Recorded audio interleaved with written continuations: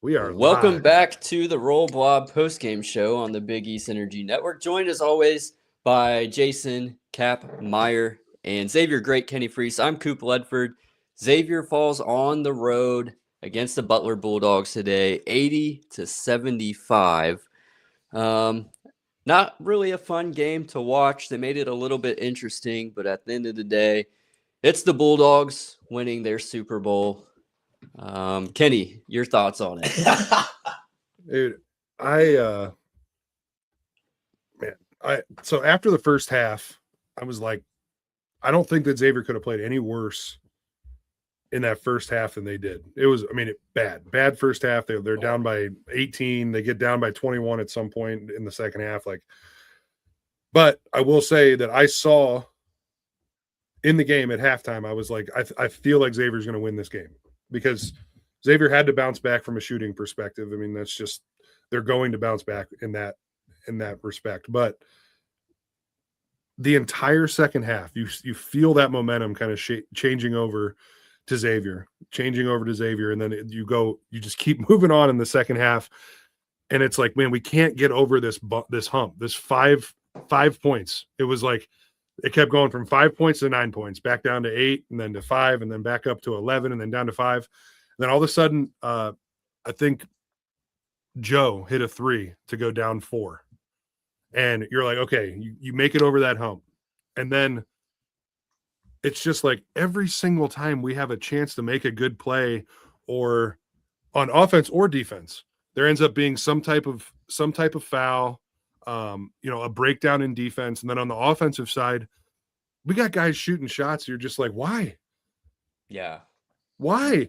It's a 2-point game and we're coming off of a screen and taking a 19-foot jumper with like 18 seconds on the shot clock. Why? You can get that shot literally anytime you want. Anytime you want, you can get that shot. Why are we shooting the ball like that with the game on the line with 18 seconds on the shot clock? First of all, give the damn ball to Trey. I don't know what else we have to say about it. So whenever Butler was up by 3 points and there were like 18 seconds left, Xavier gets the ball. Phil takes it the whole way and tries to score in the paint.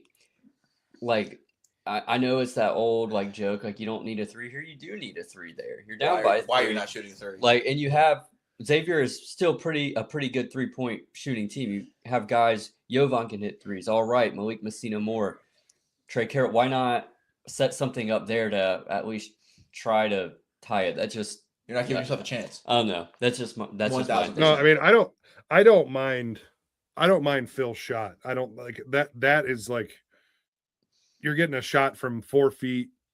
He's going to normally make that shot. Like, I don't hate that shot. You have 18 seconds. You're going to foul.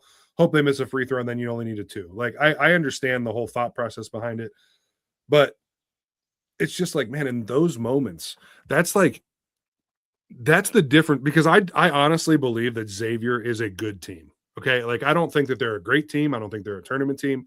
I think they're a good team. And those moments right there are the difference between being a good team and being a great team or a tournament team. You hear what I'm saying? Like Roddy brings the ball down on a fast break, right? He brings the ball down on that fast break where Xavier has all this momentum. I think it may have been down 5 or 7. I can't remember, but he gets the fast break and he goes down. He's got 3 guys around him, 2 or 3 guys around him. Malik, who's shooting 40% from 3 in Big East play, is standing on the wing. All he has to do is make that one more pass, and it's a wide open shot, driveway jumper. Like, he's going to make it. I have confidence that he makes that shot. But instead, the ball gets hit out going the other way because it went off Roddy's knee. Like, those little things, that one extra pass that you can make to go from a good to great shot. Mm-hmm. And you it's just like, it happens all the time. And that's the thing that is so frustrating to me about Malik shooting that 19-footer. With coming off a screen and a guy chasing. It's not like he's just standing there wide open. It's you're coming in 1-2 step shot and he's almost moving to the right as he's shooting it. You can get that shot literally anytime you want. They're probably giving you that shot. Get to the basket or shoot a wide open 3. Like, it's just so frustrating, man, because you look and you see like Trey shot 19 times tonight, had 24 points. Like, this was probably one of Trey's worst games. Yeah, it's He wild, still had but you're 24 right. points. Yeah. Right. But am I wrong though? Like he No. felt the whole game, it felt like something was wrong with him, or he wasn't maybe he wasn't getting the ball as much as he wanted, or people weren't putting him in spots to get what he wanted. But man, the whole game just felt so clunky, man. Like we were playing, like it's like we were playing with an inch of peanut butter on the ground. Like I don't know, like on defense, everything, the ball screen defense, they're coming off. That backside is not helping on the rolling guard, and you have, I mean, it's just fouls, all like 33 free throws Butler took and made 25 of them. They made 16 more free throws than Xavier did. We shot 11. We shot 11. They made 25 and we shot 11. Correct. It's not good. I don't like, at what point do you, and then like at the end of the game, absolutely awful call on All Right. Just a terrible call. Bizjack, they called for a timeout. He traveled on the sideline. The ref thought that we were trying to foul, so he blew the whistle and called that foul. That's the only reason you call it.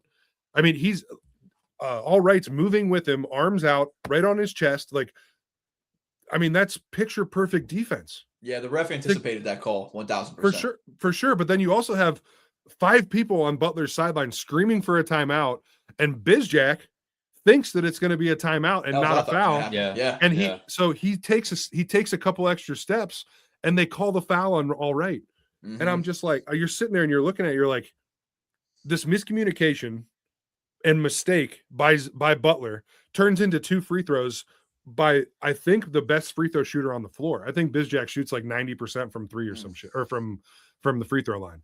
So like, it's just like little things like that, man, throughout a game, and they just stack up. And obviously Xavier didn't play great today. So you can't have those things happen and still win a game. But it's just so frustrating to watch them completely outplay Butler in the second half, like completely outplay them. They look like a completely different team. And then you lose by 6 points or 5 points because of just like stupid shit you do at the end of the game. And I just, that's the kind of stuff where like, I'm not going to get mad at a guy like Phil for missing a 4 foot shot. Like, you know, like that's not the things that I get mad about. The things that I get mad about are the stupid things. Like just that, like those things that take you, that I was talking about, that take you from a good to a great team. Yeah. They just miss it. And like, and I don't know. I mean, I had the pleasure of playing with guards that they didn't make those mistakes. Like Holloway, when he's going down the court. Well, no, but listen, Holloway, Mark Lyons, Dante, you can talk about any of these guys. That was our mantra. One more pass. Get yourself an open shot. And like, nobody was at a point where they were pushing so hard because they wanted that fast break layup that it would let overshadow in their mind that we're trying to win a game. Throw the ball to Malik. He's one of he's our second best scorer probably out. I mean, him or Joe, but like Malik is gonna, I don't know, just like throw the ball. I thought like that stuff makes me so mad. Like, I was fuming watching that game upstairs just now. Because there were no water fountains nearby. Yeah, right. Yeah, bad day to be a water fountain. Was that your team that used to always say give up a good shot for a great shot? No, that's just like a common thing. But we always just used to talk about one more pass. Okay. Like just and man, I don't know, man. Like and maybe it's just the way that right. Maybe it's just the way that I played as a player. Like I was never trying to force things to make my points number look better. Like the number that always mattered to me was plus minus. Like, what am I doing to impact the game? Yeah. And if that, I used to pass the ball so much that my teammates would get mad at me for passing the ball. They're like, just go score. And I'm like, well, if I can find somebody that's wide open and it's the difference between me taking a jump hook over 2 guys, I'm going to hit you out there. That's just the way that I played. Yeah. Well, Kenny's plus minus on the podcast today is fantastic. Yeah, absolutely carrying. We need you to score today, and it's tough for me at this point, Kenny. I'm sure there are fans like me. I think I feel it where it's just like, it's deflating. You know, every game feels like this, where it's, and MDK said it's close, it's just not enough, and it's especially lately, the past 6, 7, 8 games, it's felt every single game is just like, we're going to lose by 3. You know? Yeah, and to clarify, when I was talking about that Philip Borovichinen shot, I don't mind that shot. I just don't like when you're down 3 and I'm with you. I prefer a 3. I would want a 3. Like, say I needed $5. I'm not gonna go ask someone for $4. I'm like, I'll figure out the other The dollar cheeseburger costs somewhere. $5. Like, I'm gonna ask. I'll get the for other $5 dollar later. Yeah. You know what I Yeah. mean? Get it done now. But Yeah. but that's just me.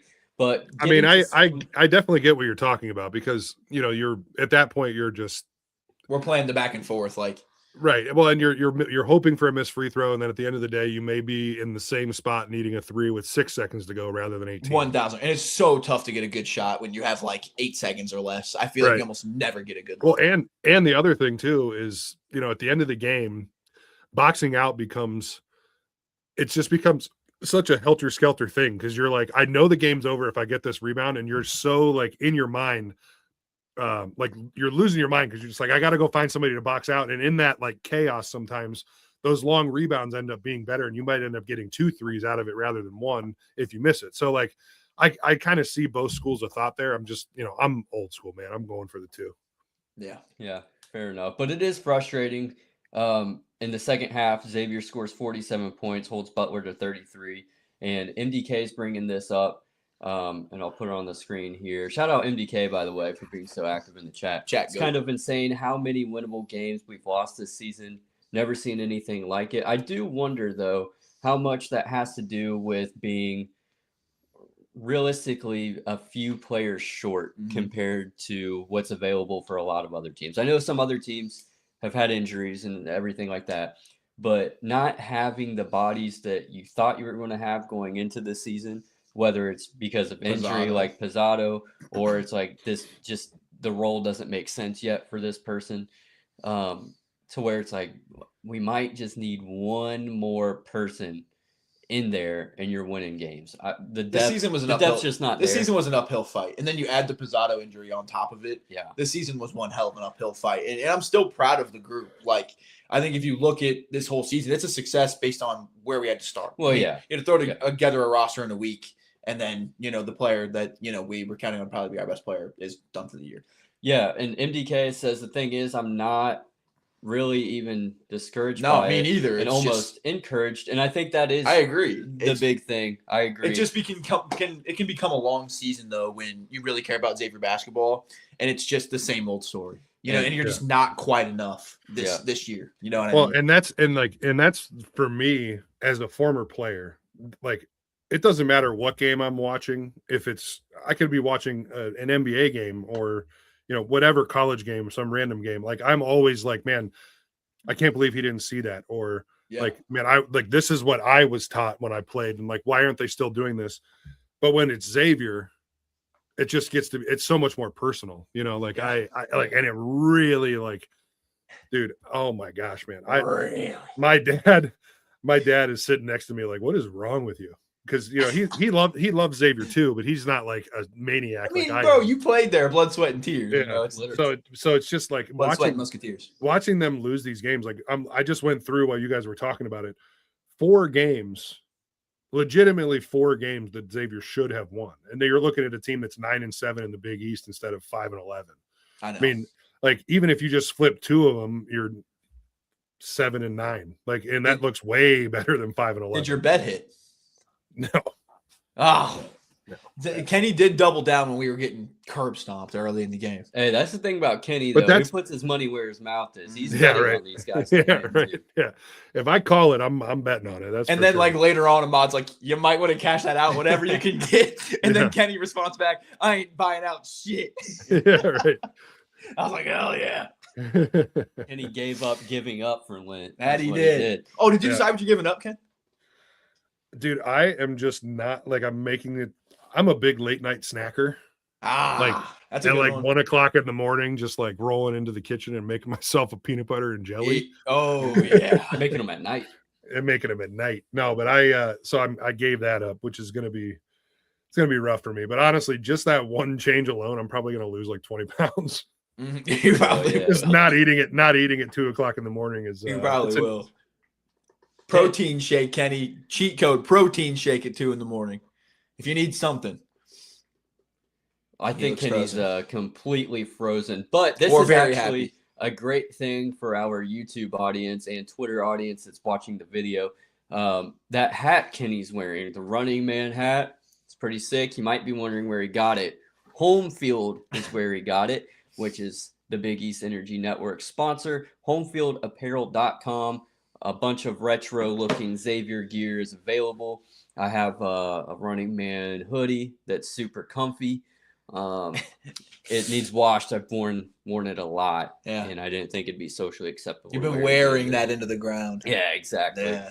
A lot of other cool. Kenny stuff said for internet teams went too, out. so. What a sweet treat.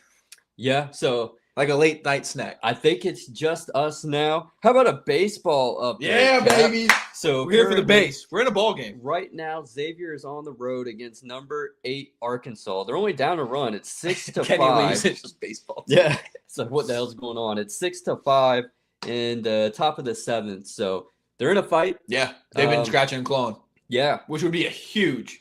I mean, Arkansas is super good. Hey, they hung with them yesterday. It was 5-2 the final. Yeah. So they They're can doing compete with anybody in the country, Yeah, they're doing great. except Louisville. We won't bring that up, but Scored 11 runs. yeah, that's They true. got run That is support. true. Yeah. Yeah.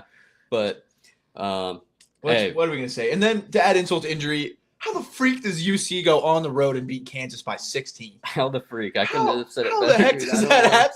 How the heck does that happen? And then That is wild. I also just want to give a quick shout out to Mick Cronin. He's on a hell of a tear right now.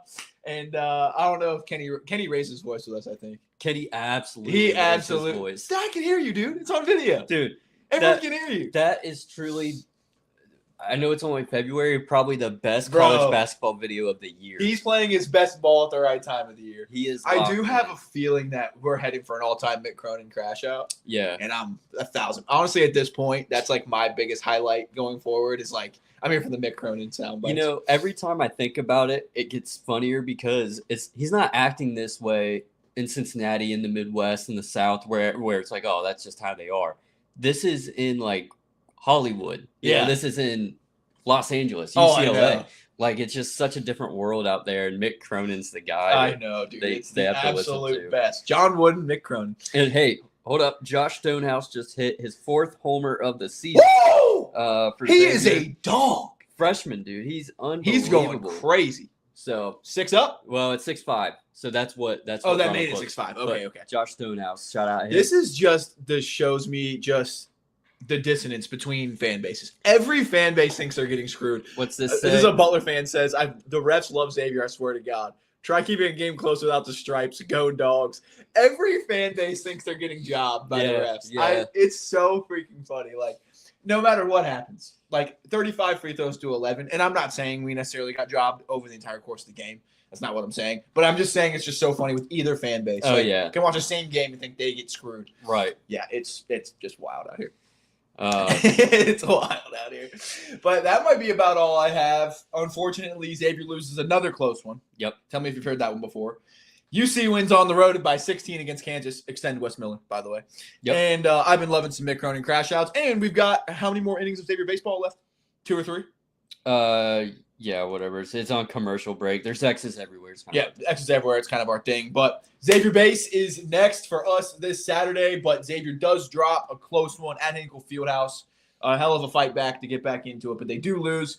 Our next game, I believe, is on Tuesday. Cub. Our next game is on Tuesday at Providence. Oh. 7:30 p.m. tip-off time. That game also on TNT/True TV, which I found out if the Xavier game is Yep. switching to Oklahoma State, Colorado, switch to TNT, it stays at the Xavier game. At least it did. Yeah, this we got week. the- yeah, I don't we- know why it's on both. That's Yeah. like, I don't know. Isn't there another game you guys could? We got to do a quick finagle in Like- there at the very end. Yeah, that was great. Tied 6-6 in baseball. Xavier Landon fans, we Minson. love you. I know it wasn't most fun. I know it's been a bit of a dog day for our Muskies in the basketball side, but fighting hard, and we will continue to fight hard for you, and Kenny will continue to bring heat. Yep. From Jason Kapmeyer, I'm Coop Ledford, and on behalf of Kenny Freese, whose internet went out, stay blobbing.